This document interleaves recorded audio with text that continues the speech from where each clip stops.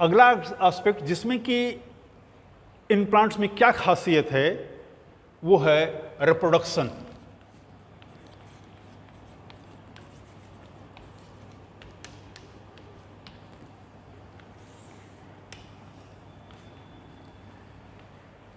सबसे पहले इस ग्रुप में हेटेरोस्पोरी एस्टेब्लिश्ड हुई।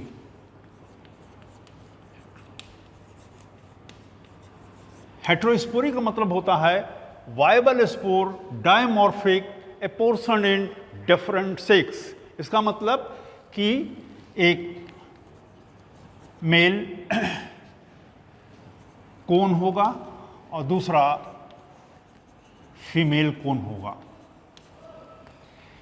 ये जो दोनों कोन हैं या तो एक ही कोन में दोनों स्पोरेंजिया होंगी, माइक्रोस्पोरेंजिया और मेगास्पोरेंजिया, या एक ही प्लांट पे मेल कोन अलग होंगे फीमेल कोन अलग होंगे, या दो प्लांट अलग अलग होंगे, एक मेल प्लांट होगा और दूसरा फीमेल प्लांट होगा, जिसमें कि एक में मेल कोन्स बनेंगे और दूसरे में फीमेल कोन बनेंगे। जो भी हो, मेल कोन में माइक्रो स्पोरेंजिया बनेंगे और फीमेल कोन में मेगा स्पोरेंजिया बनेंगे।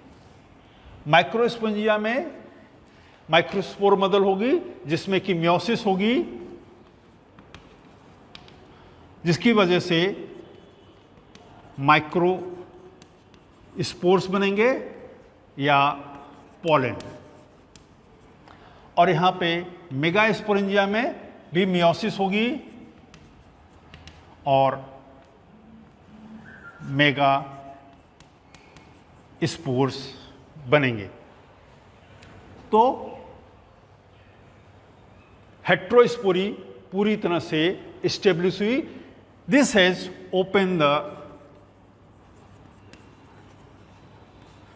path for the formation of seed. अगर हेटेरोस्पोरी नहीं होती तो किसी भी दशा में सीड का निर्माण या सीड बनने की कहीं कोई संभावना बिल्कुल भी नहीं बनती। इसी के साथ साथ जो माइक्रोस्पोर्स हैं और पॉलन ग्रेन्स, तो यहां पर पूरे के पूरे जिम्नोस्पर्म में माइक्रोस्पोर आपको टेरोफाइट तक दिखाई देंगे। जैसे ही आप जिम्नोस्पर्म में आएंगे तो वहां पर पॉलन ग्रेन्स होते हैं। तो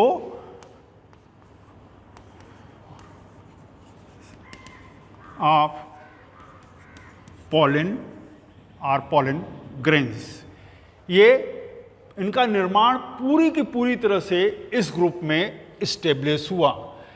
माइक्रोस्पोर और पॉलन में या पॉलन ग्रेन्स में स्ट्रक्चरल डिफरेंसेस हैं, जिसको कि जब मैं आपको रिप्रोडक्शन पढ़ाऊंगा उस समय इसके कॉन्सेप्ट को या ये जो एस्पेक्ट है उसको मैं आपको क्लियर करूंगा। एक ट्रांजिशनल फेस आती है साइकस में। साइकस जो है प्रिमिटिव जिम्नोस्पर्म कहा जाता है। वहां पर जो स्ट्रक्चर बनता है उसे हम प्री पॉलन कहते हैं। प्री पॉलन का मतलब कि कुछ स्ट्रक्चर जो है वो माइक्रोस्पोर से मिलते हैं और कुछ स्ट्रक्चर जो है वो पॉलन से मिलते हैं। तो पूरे के पूरे ग्रुप में पॉलन एस्टेब्लिश हुआ। पॉलन बनने से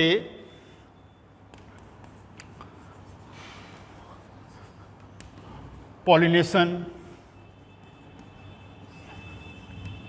एस्टेब्लिश हुआ।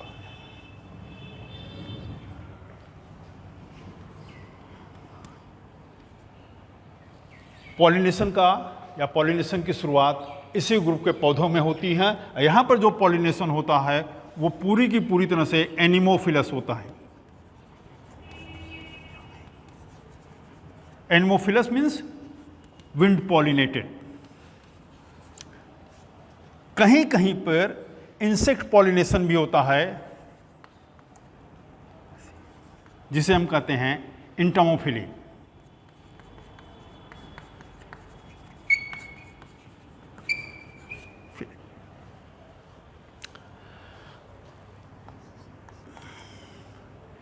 जिम्नोस्पर्म के जो पॉलन ग्रेन्स होते हैं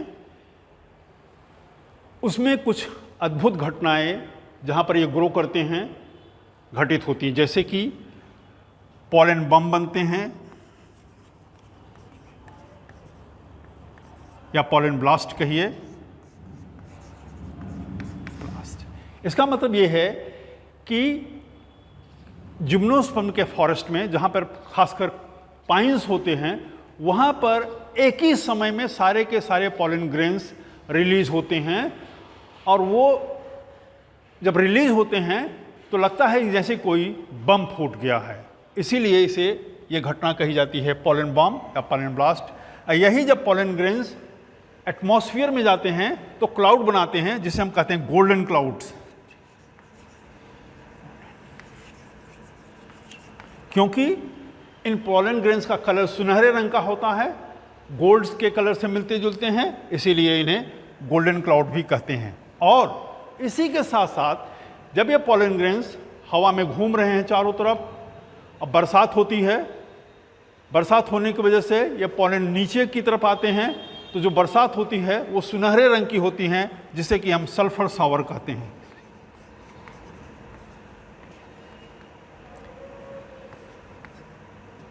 सल्फर शावर कहते हैं। तो सोने के रंग का बम, सोने के रंग के बादल और सोने से मिलती हुई बरसात इसी ग्रुप के पौधों में दिखाई देती है और आपको कहीं नहीं दिखाई देगी। पॉलिनेशन हुआ, पॉलिनेशन के बाद यहाँ पर एक और घटना इनके रिप्रोडक्शन में आती है जो कि बड़ी यूनिक है, जिसे हम कहते हैं फॉर्मेशन ऑफ एंडोस्पोरिक गैमेटोफाइट।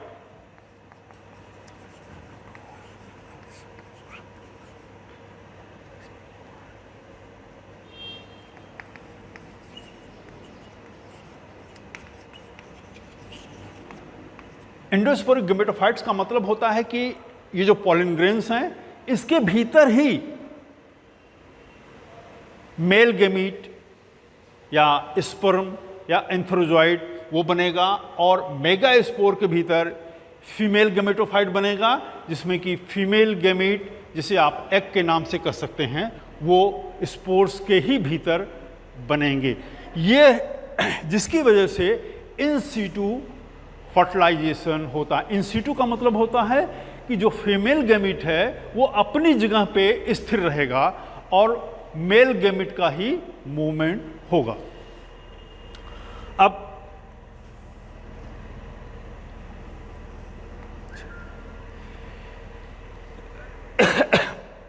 गैमेटोफाइट बन गए, उसके बाद पॉलिनेशन के बाद जो नेक्स्ट एक स्टेप आती है जिसे हम कहते हैं फर्टिलाइजेशन। तो यहां पर जो फर्टिलाइजेशन होता है उसे हम कहते हैं साइफेनोगेमी।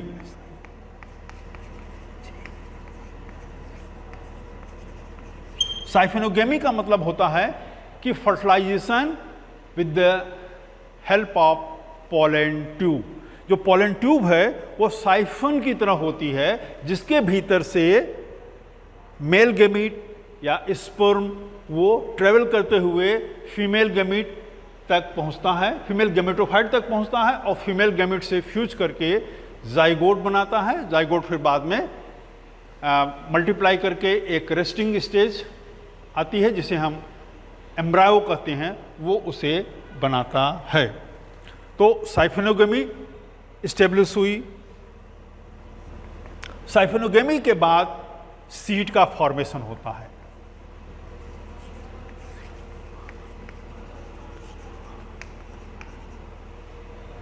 तो इवोल्यूशन में ये कैरेक्टर हेट्रोस्पोरी पहली बार पूरे ग्रुप में स्टेब्लिश हुई, जिसने कि सीड के बनने के रास्ते खोले।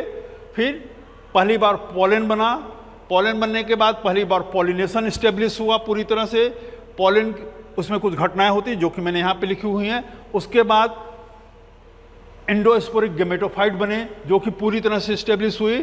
साइफोनोगेमस मोड ऑफ फर्टिलाइजेशन हुआ और उसके बाद सीड का फॉर्मेशन हुआ। ये कैरेक्टर पूरी की पूरी तरह से जिम्नोस्पर्म में स्टेब्लिश हुए और सीड का फॉर्मेशन हुआ। हालांकि यहाँ पे जो सीड बनता है उसे हम नेकेड सीड कहते हैं।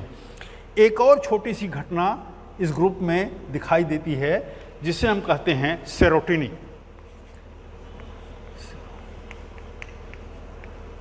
सेरोटोनिन का मतलब होता है फायर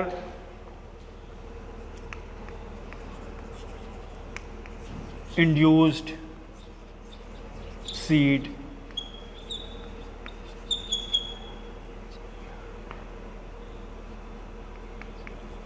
जर्मिनेशन।